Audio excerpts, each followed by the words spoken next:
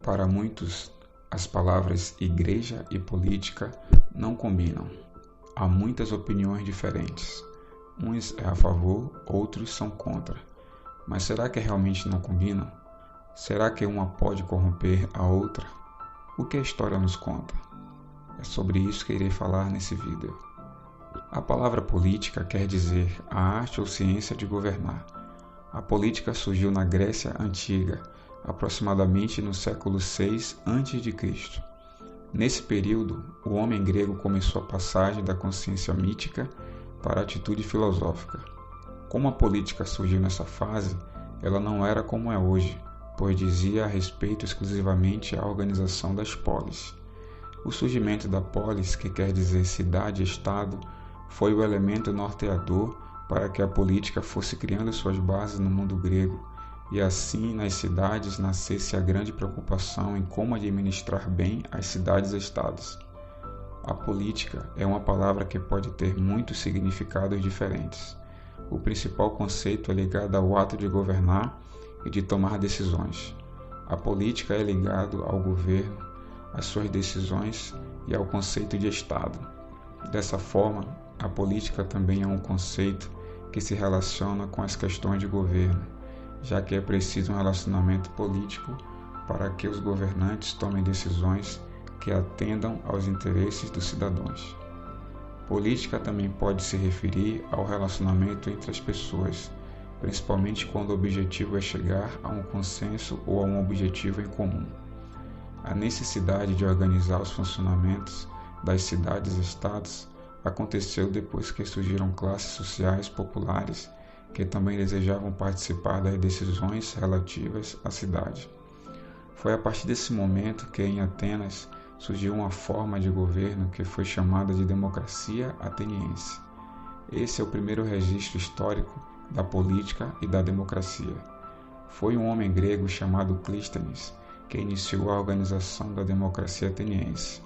Na democracia grega, era permitido que os cidadãos homens, depois de completarem 18 anos, participassem das assembleias e de decisões nas cidades-estado. Foi nesse modelo político da Grécia que surgiram alguns conceitos que ainda hoje fazem parte da política. Por exemplo, a igualdade de todas as pessoas diante da lei, tanto para direitos como para deveres. O direito ao voto. Direito à participação nas assembleias e nas decisões. Reformas sociais que beneficiassem os cidadãos. Enfim, a política na Grécia Antiga nasceu pela necessidade de administrar as cidades. Na cidade de Polis surgiu a política. Até aqui entendemos um pouco da criação e de como funciona a política e suas características. Agora vamos falar um pouco da igreja. O termo igreja tem origem no grego, eclésia, que quer dizer uma assembleia de cidadãos livres.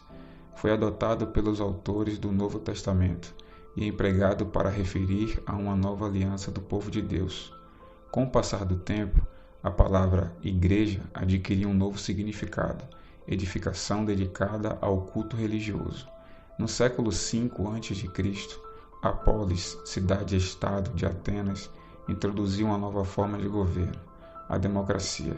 Tratava-se de uma democracia direta, na qual todos os cidadãos livres participavam das decisões públicas e por isso se reuniam em uma assembleia ou eclésia. Na época em que Jesus Cristo esteve entre nós, havia 3 instituições em Israel: o templo, a sinagoga e a eclésia. As 2 primeiras tinham um caráter religioso e, na verdade, correspondiam a uma construção concreta. No entanto, a terceira, eclésia, se referia a uma assembleia de cidadãos e esta, por sua vez, não tinha relação com nenhuma edificação religiosa. No entanto, no Novo Testamento, o termo eclésia foi adotado para referir a comunidade de pessoas que seguiam a doutrina de Jesus Cristo. Neste sentido, em Mateus capítulo 18, versículo 8, Jesus Cristo dirige a Pedro e diz: Tu és Pedro, e sobre esta pedra edificarei a minha igreja.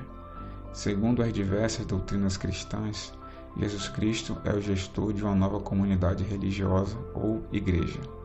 Sua principal missão consiste em convocar todos os homens ao reino de Deus, desta forma que a partir desta comunidade religiosa o Evangelho passa a ser proclamado.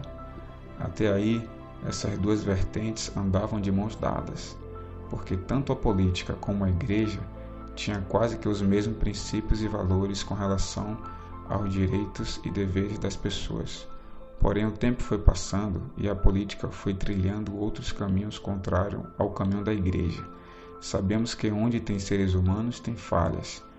Portanto, se levantaram pessoas com ideologias, pensamentos, conceitos diferentes da igreja, sem falar dos vários movimentos do tipo ativismo, militância, partidos comunistas e socialistas, que também têm princípios diferentes da igreja.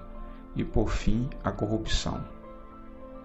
Todas essas coisas foram manchando a relação entre a política e a igreja, e hoje muitas pessoas associam a política ao diabo e falam que a igreja não deve fazer parte da política. Mas eu discordo desse pensamento e acredito que nós, que somos a Igreja de Cristo, devemos sim participar da política, pelo fato de também sermos cidadãos. O fato de ser cristão não nos impede de cumprir com os nossos direitos e deveres de cidadão e de exercer a nossa cidadania e contribuir para o avanço e melhoria da nossa cidade, estado e do país. Eu acredito que a política está do jeito que está, justamente porque a maioria das pessoas que estão lá não conhece Jesus Cristo, não tem temor de Deus, e aonde tem ausência de Deus, as trevas se sobressaem.